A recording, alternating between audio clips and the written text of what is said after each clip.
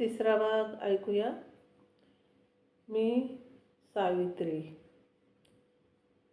माझा जन्म नायगावात झाला. सातारा जिल्ह्यातल्या खंडाळा तालुक्यातलं हे एक खेड. पुणे सातारा या रस्त्यावर पुण्यापासून 50 किलोमीटर अंतरावर शिरवळ हे गाव आहे. या शिरवळापासून 5 किलोमीटर अंतरावर नायगाव हे खेड आहे. माझे बाबा खंडोजी नेवशी पाटील आणि माझी आई लक्ष्मीबाई. माझे वडील शेती करीत. वडील मोठे कष्टाळू होते. सर्वांना घेऊन चालणं हा त्यांचा स्वभाव होता. माझा जन्म या परोपकारी कुटुंबात 3 जानेवारी 1831 साली झाला. माझ्या आई-वडिलांना एकूण 4 मुलं झाली. मी सर्वात मोठी. नंतर सदू, सखाराम आणि श्रीपती. या सुखी समाधानी कुटुंबात माझं बालपण रांगलं. मी माझ्या आई-बाबाची सर्वात मोठी मुलगी. आई-बाबांनी माझं नाव सावित्री ठेवलं. या माझ्या कुटुंबात मी मोठ्या लाडाकौतुकात वाढली. मला आईचं रूप लाभलं होतं आणि वडिलांसारखं दणकट शरीर मला लाभलं होतं. माझ्या पाणीदार डोळ्याचं, सरळ नाकाचं आणि तेज पुंजे रूपाचं खूप कौतुक होत असे. मला कामाची आवड लहानपणापासूनच आहे. घरातली आणि शेतीमधली काम मी पटापट करीत. असे माझा स्वभाव लहानपणापासून धाडसी आहे. चिंचेच्या झाडावर चढणं, चिंचा पाडणं, जांभळाच्या झाडावर चढणं, जांभळं पाडणं हे मला सहज जमे. मी जिद्दी होते, धीट होते आणि माझ्या स्वभावात चिकाटी होती. भीती म्हणून मला कशाची वाटायचीच नाही. विहिरीच्या पाण्यात उडी घेणं, मार कुंठे बैल धरणं या गोष्टी मला सहज साधत. लहान वा बरोबरीच्या मुलाची भांडणं सोडवणं, त्यांच्यात स्नेह जागवणं, सर्वाचं सर्व सुसूत्र करून देणं यात मला याही वयात गोडी होती. मी सावित्री. माझे आई बाबा मला लहानपणी साहू, लाडानं साहू म्हणत. माझ्या धडधाकट रूपाचं गावात कौतुक होई. नायगाव शिरवळ या गावामध्ये माझ्या वडिलांना मोठा मान होता. ते आजूबाजूच्या गावामधील लोकांना मदत करत, त्यांची भांडणं मिटवीत. लोकांना त्यांचा आदर वाटे. मी वडिलांबरोबर कधी गावात जाई तेव्हा लोक माझं कौतुक करीत. साऊ वडिलांचा स्वभाव घेतला, साऊ वडिलांच्या गुणावर गेली असं लोक म्हणायचे.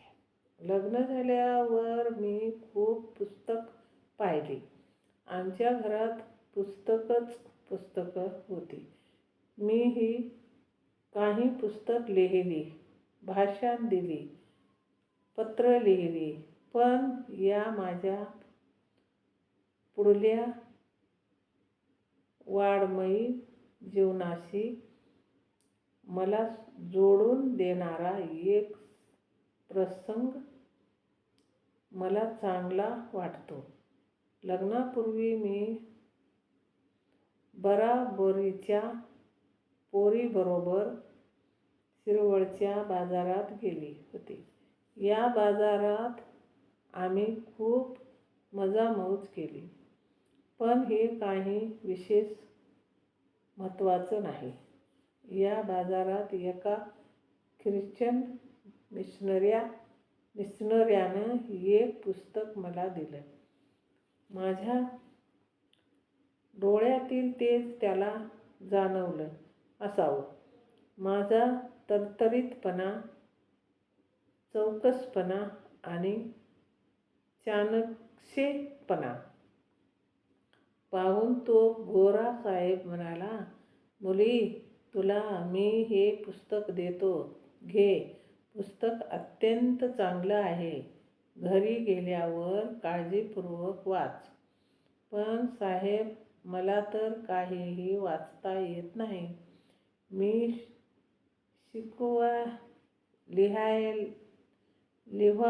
लिहा वाचायला शिकलीच नाही. मी म्हटलं, पुस्तक वाचता आलं नाही तरी या पुस्तकात छान छान चित्र आहेत. घरी गेल्यावर जपून ठेव. मी ते पुस्तक घरी नेलं, काळजीपूर्वक नेलं. त्या गोऱ्या साहेबानं मला मोठा अमूल्य खाऊच दिला होता. मी शिकले नव्हते, पण शिक्षणाआधीच माझ्या आयुष्यात पुस्तक आलं होतं. हे पुस्तक माझ्या आयुष्यातली पहिली महत्त्वाची घटना होय, असं मला आवाज वाटत या पुस्तकाच्या मुखानं. माझं भवितव्य मला हाका मारीत आहे असंच मला त्यावेळी वाटलं. सोन्याचा हंडा मिळालेल्या व्यक्तीला जो आनंद होतो तसा किंवा त्याहूनही मोठा आनंद त्यावेळी मला झाला होता. माझ्या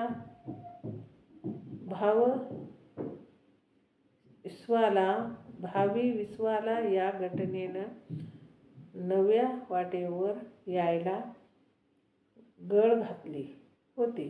मला नेमकं काय ते कळत नव्हतं, पण मनाला पंख फुटत आहेत. मनाला नव्या वाटा फुटत आहेत असं वाटत होतं. हे पुस्तक मी घरी आणलं, त्यातील चित्र पाहिली आणि आपल्याला वाचता येत नाही याची जीवघेणी टोचणी मनाला लागली. या घटनेनं मनाला काही निराळीच ओढ लागली. काळजाला काही नवीन पालवी फुटू लागली. हे पुस्तक आपल्याशी बोलत आहे, पण त्याचं बोलणं आपल्याला ऐकू येत नाही.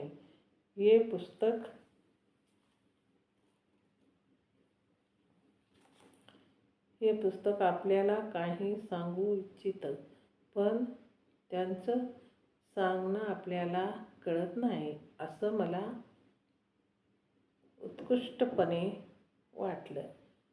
माझाच जीव मला खाऊ लागला. माझ्यातली सावित्री तडफडू लागली. आतलं मन म्हणत होतं. पुढचा भाग उद्या ऐकूया. जय भीम. हे वाचलं ते ऐकावे, शेअर करावे, कमेंट करावे, सबस्क्राईब करावे. माझं चॅनल बुद्धपाठ आहे.